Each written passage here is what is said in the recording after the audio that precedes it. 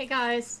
So, this episode is going to be just a lot of talking about video games and how video games really helped make growing up a lot better and also helped me kind of figure out a couple things about myself before I even realized it. So, first of all, I have been playing video games as long as I can remember. My first console was in Nintendo 64. We had Super Mario 64, Super Smash Brothers 64, and I think we had Ocarina of Time for the Nintendo 64. And I remember my dad and I playing and bonding over Super Mario 64, and then I started to play Super Smash Brothers, and that's where my love of like fighting games and like head-to-head competitions, that's where that kind of started. But that's like for another that's like another video. But the next one was Ocarina of Time, and I loved that game for so many reasons. I loved that game.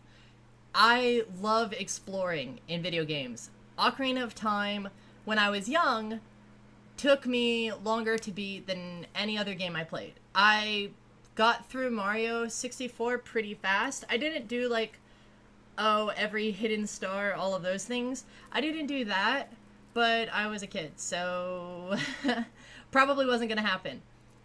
And this was also like back with like paper guides, or in my family's case, I remember for one temple for Ocarina of Time, my dad actually printed out like a walkthrough of how to get through this temple.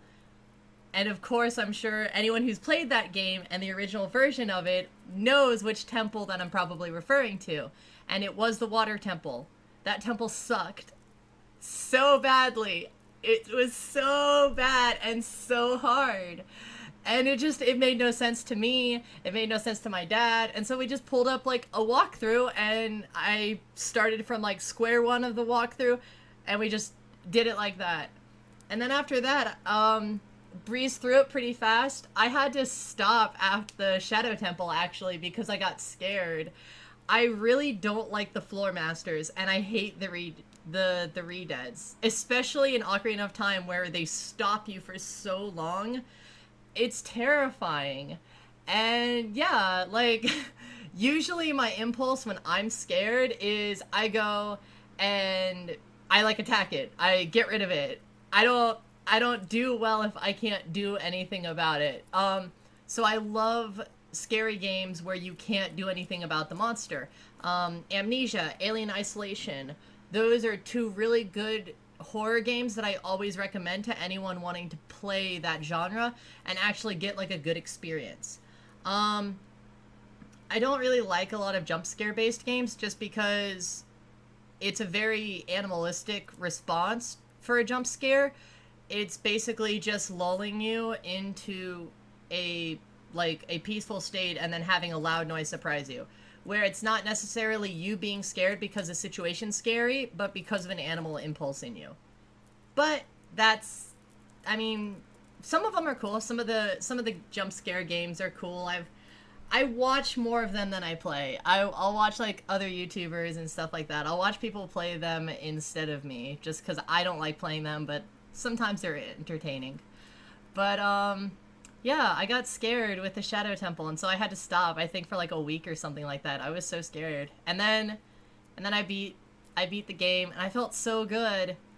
And that started my train of just loving characters that had like swords and a whole like slew of video games kind of opened themselves up to me.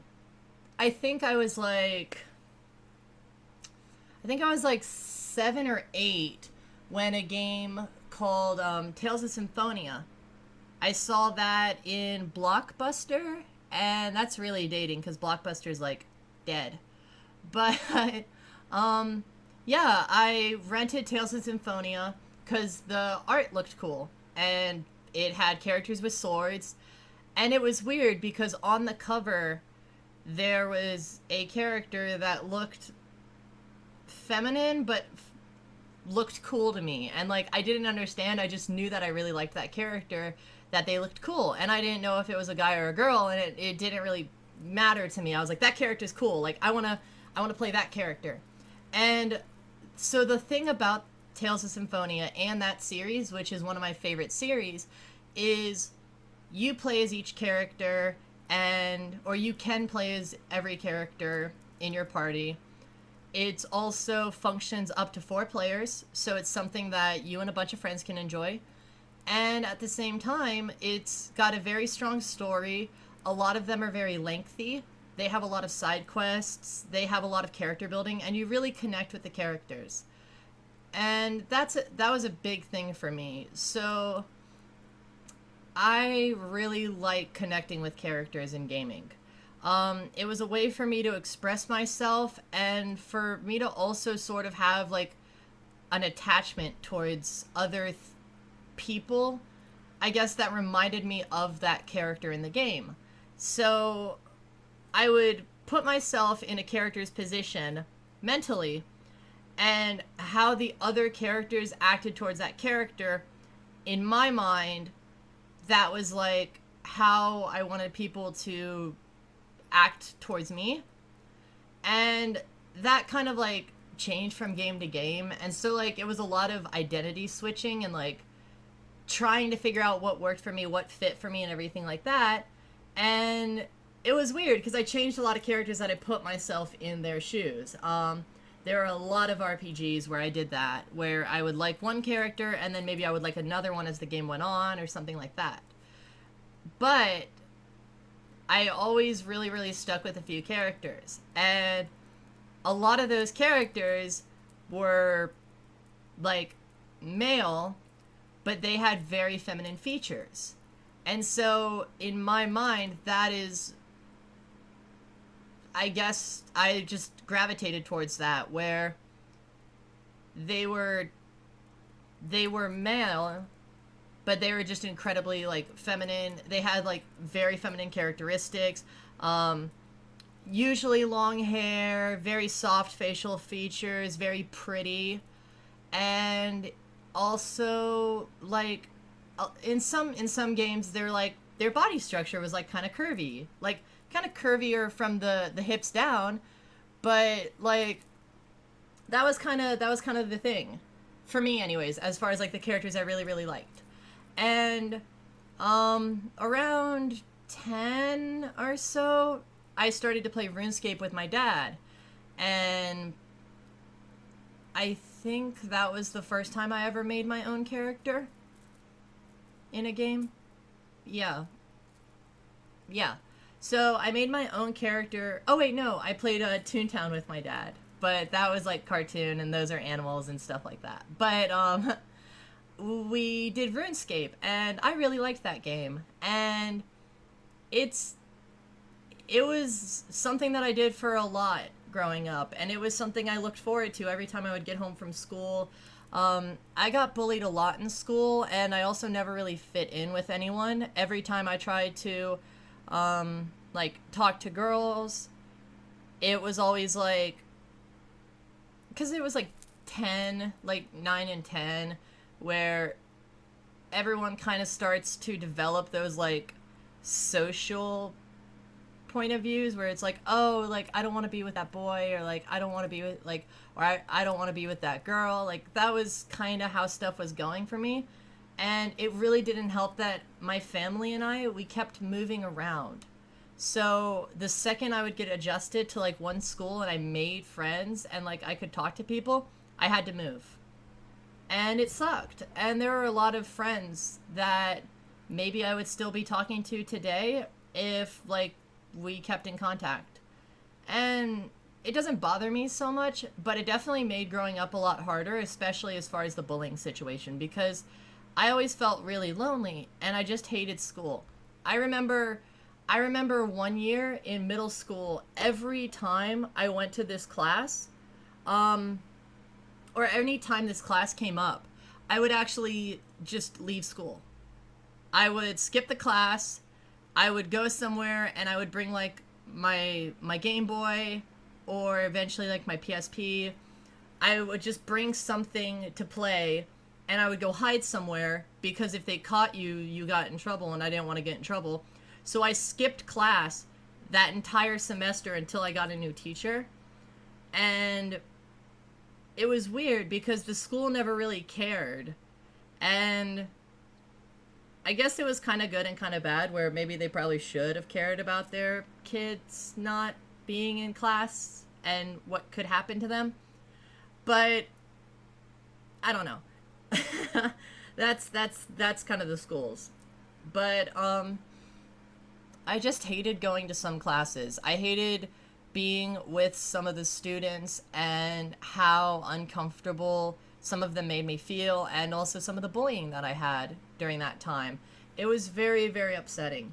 And a lot of times in that case, I just really wanted to go home and play video games. And if my parents caught me skipping school, like, I kind of heard a lot about it, so I would, like, just wait. I would just wait a lot.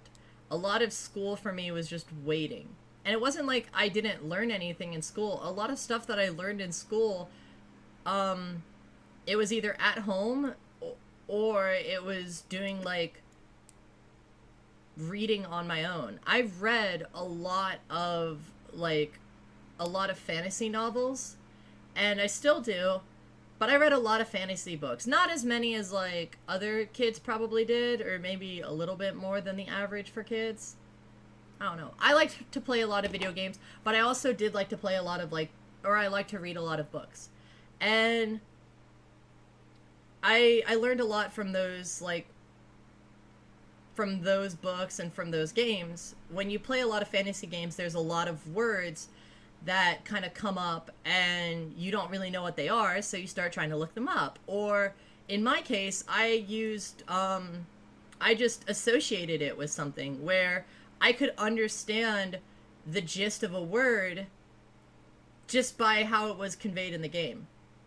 And it kind of allowed me to skip a lot of classes in school and not, and be fine. I don't feel like I missed out on anything other than just more, emotional stress. But anyways, back to RuneScape. So I remember making my character, and about halfway through with RuneScape, I ended up, losing a lot of items that I tried really hard to get. And it kind of, killed it for me. Because I was so upset. Because I ended up getting put somewhere that I had no idea where I was. And I panicked, and I died, and I got upset. And I was like, okay, I don't like this. I don't know.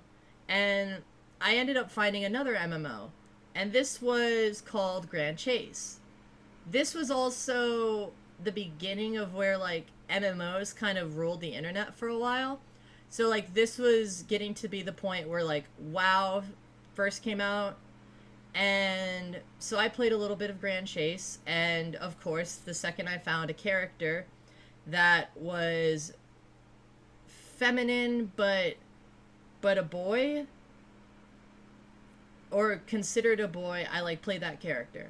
Because I liked to play the character. I liked how they looked. And also their classes were really cool to me. I liked the, each character had their own list of classes. So, if you wanted to play as this type of class, you had to play that character. Which kind of limits you, and it's kind of lame. But again, I grew up, liking to insert myself in a character's world and get really involved in those worlds. So it wasn't that big of a deal to me. But I liked a lot of the characters there, and a lot of them are really, really fun. A little while after that, there was a spin-off game, or not a spin-off game, but a sequel game to it called Elsword. And I play that, and I still sometimes go back to it once in a while, now. I have a plushie made of one of my main characters that I play because I love the job class, and I made the character look super feminine because that's what I wanted to do. And I had other characters I really like to play. I really like to play archers a lot in games because they usually had short swords and daggers, and I always really liked speedy kind of characters. I had like two main preferences with characters where it was either like the archer type, where they were speedy, agile, but at the same time, like they had. I liked archers that had the flexibility of like switching to a short sword or a dagger. If I couldn't do that, I liked magic swordsmen or like magic knights, where you had magic and you used a sword because I liked swords, but like you were kind of flexible, so you could kind of fill like a lot of things, and I really like those types of characters, and like characters that kind of like are specialized in one specific thing kind of bore me in a way where I feel like I get more enjoyment playing something that can do a lot of different things. And just because I'm creative, I guess, and so I like the variety of what I'm doing. But it is really hot in my room today. I hate Florida. But anyways, so yeah, those are like my main two class types. I played a lot of that, and this was also when I got Morrowind, and this was the Game of the Year edition, so it had the expansions already included. But I was young and I didn't really understand how awesome that was. So, I loved this game. It was so fun, and it still is so fun. Like, this was one of the first games that I played where I really customized a character, and I really enjoyed going out in the world as a representation of me, like created by myself how I wanted to look in the game world.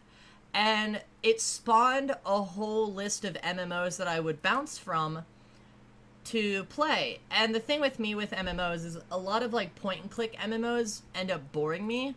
There are a couple that don't, but I like a little bit more action involved in my MMOs, and I really like feeling like the time I'm doing, I feel like I'm getting better. And I'm not just like getting a new ability that's like better than the last one. So I really just started to bounce from MMO to MMO, downloading a whole like mess of games on my computer and deleting a bunch of older games that I didn't want to play anymore. And every single game, I would create a character and I would make like the most feminine looking guy possible. Like, I tried to make my guy look as pretty as all get out. Usually that meant I was an elf, because elves were really pretty. And it was also, like, the easiest to make them look pretty. So, I always did, like, some kind of an elf, which really benefited my preference in, like, speedier type characters. And as I continued on, there were a couple characters where I would make by myself. Usually, like, the feminine characters, like the feminine boy characters, were when I was playing with friends. But if I would play by myself, I would make, like, a female character. But I don't know if it was, like, just to try to fit me more mentally, or if it was to, like, I guess not explain it to people if they saw me and asked, like, friends or anything like that. But I tried to make the female character look a little bit more manly. Not like super manly, but just really androgynous. Where it was like she had feminine features, but they were very like minor. It wasn't like I would choose like armor that it wasn't like overly visual, so like some of the fantasy armor was just like cleavage shots, cleavage shots, cleavage shots, which was kind of weird for kids to play. Well, I guess I was like 11 to 13 at this point, so I wasn't a kid. But anyways, I chose like armor that was more like it covered things up, and I liked playing those characters. I just I wouldn't play them because they weren't leveled enough to join my friends, and I wouldn't know how to explain it to my friends because all my friends made boy characters because they were all boys. So I was like, oh, okay, like, that's what we do. The Final Fantasy series is another series I absolutely love for very similar reasons to other game series that I still loved, like, so much. Is very great worlds. amazing characters. There's very few characters in a Final Fantasy game that I'm like, ugh, I hate you. I hate you. Go away. But I played 7 eventually. I played 8, 9, 10, which is awesome, and I love Final Fantasy 10. But I gotta play like some of the biggest games for like PlayStation 2. Um I eventually got like some of the older ones, and I realized I liked a lot of those better. I love the first Final Fantasy game. I love Final Fantasy 6. I love 6 so much. Um and even going like further and further in the future, I love 13, mainly because the characters and the soundtrack. The story gets kind of like kind of janky if you don't know the story of 13. I can't explain to you what happens in the story of 13. But I can explain to you what happens in like 10, or I can explain to you what happens in 7. It's like there's a lot going on in 13, and it's not that it's bad, it's just kind of difficult for somebody like super casual with the series, like that's like their first Final Fantasy game. It's very hard for that, I think. And I know 13 doesn't have like the most positive reviews or anything like that. I know they're very like wishy-washy, but I really like 13. I personally really love Lightning as a character. I around that time too, around like PS3 time and everything like that, I really started to connect more with like female characters. And mentally I didn't really know what to do, because I thought like I thought it was weird that I kept connecting with female characters, like their personality, their weapon types. Like I loved playing female characters. In so many games that I played, I started to play the female character, and I liked it, and I had fun, and I had a lot more fun playing a female character than a male character. And that was around the time where it started to really get confusing for me. And I still played them because I liked the characters, and like that's how I had the most fun. But I would try to play like male characters and insert myself as those male characters, and a lot of times I didn't like that. It felt worse for me than when I was playing when I was younger, and I was playing games with more like androgynous looking guys, or feminine looking guys even. And it was really hard, because in a lot of times with the video games, the way that characters are designed is so that you can, as a developer, you can tell what gender they are. So like the men were usually like really like triangle shaped, so like their broad shoulders, like torso, chest is like super like macho. They got like 25 abs all around their face and body. And like the girls were like super curvy and like very like very voluptuous and everything like that. And it's like, okay, well, I don't know what character to play here, because I don't feel like my brain doesn't know what to do with either. I don't want to play the guy character because I don't like how that looks, and I don't know how to confront these emotions or these feelings with female characters. And that really like held me off of some games, because just mentally I didn't know what to do. And so I stuck a lot with like JRPGs, where a lot of those characters are very like androgynous, very tame, considering a lot of things. Like there are a couple exceptions, but it's not too bad. I really started to just make more female characters and kind of explore a lot more with that, and play a lot of games where you could make your own character, and I like to make whoever I wanted. One of the nice things about Dark Souls as the series is there's no like drop off or strength for playing one gender over the other, and there are very minimal changes to that character as far as their actions. It's like super subtle changes where you're not going to notice it. So in theory, you could make a female character, and like other than maybe 1 to 2 armor sets looking a little bit different, you wouldn't be able to tell the difference. Um, Same thing with a male character. You really couldn't tell the difference.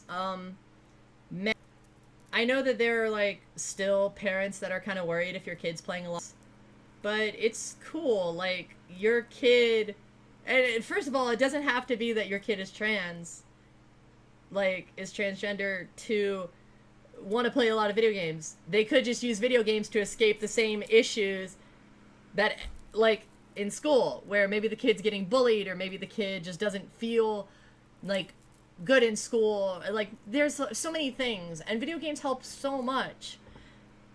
Like some people use music to escape that stuff. I use music once in a while, but video games are always better. If I'm having like a really bad day or something like that, I just want to play a video game. Phone games. Woo, phone games. I love and I hate them. Because I hate that they kill the batteries so fast. At least on my phone, because it's kind of old. But I love having a handheld device that plays a lot of different games that I wouldn't have been able to get on a handheld device. So you can download a lot of the old school Final Fantasy games on your phone or tablet. And I'm not sponsored or anything by Final Fantasy. I love the fact that you can play a Final Fantasy game on the go. And it's one of those games where it's like, oh, you know, like, oh, I'm waiting and I want to spend like, maybe I'm waiting somewhere and it's taking like 20 minutes and I'm just bored out of my mind. Okay, well, let me play Final Fantasy and like get somewhere and like experience a little bit. And because it's a phone game, you can just like click it off and it's like, oh, okay, we save your progress because we're a phone game and we're modern.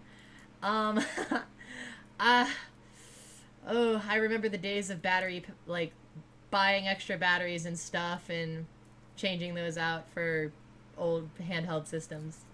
That was rough. But yeah, as far as like video games helping me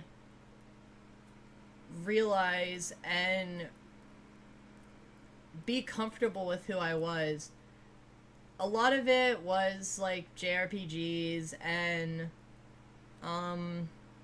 just having that ability to be a character that was maybe they're one gender but they look another. I find like that's really helpful.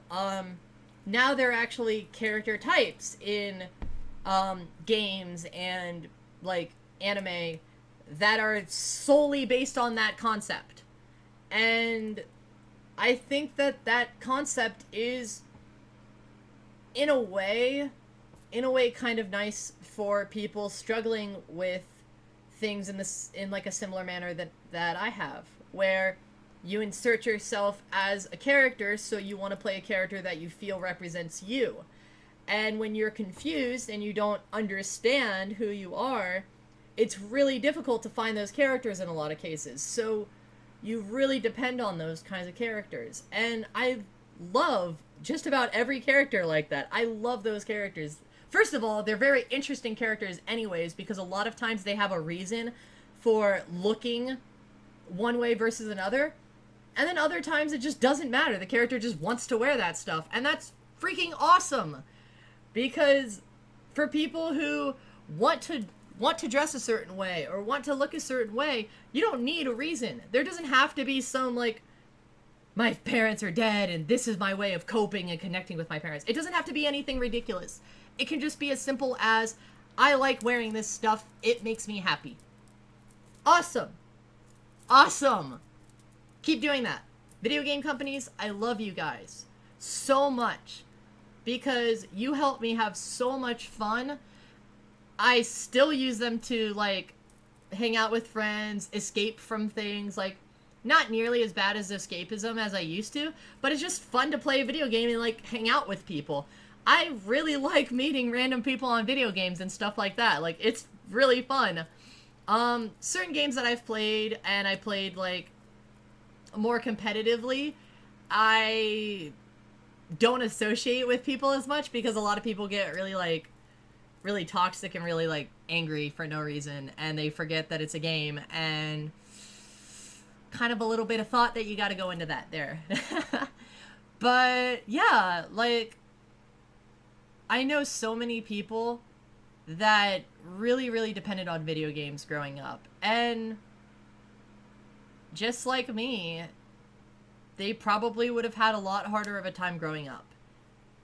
So, like, I actually started this off kind of wanting to be like, oh, how video games help me, but it's like how video games help anyone.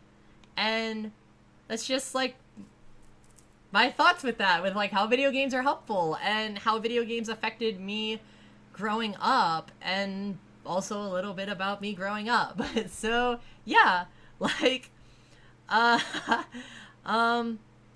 thank you guys so much for watching.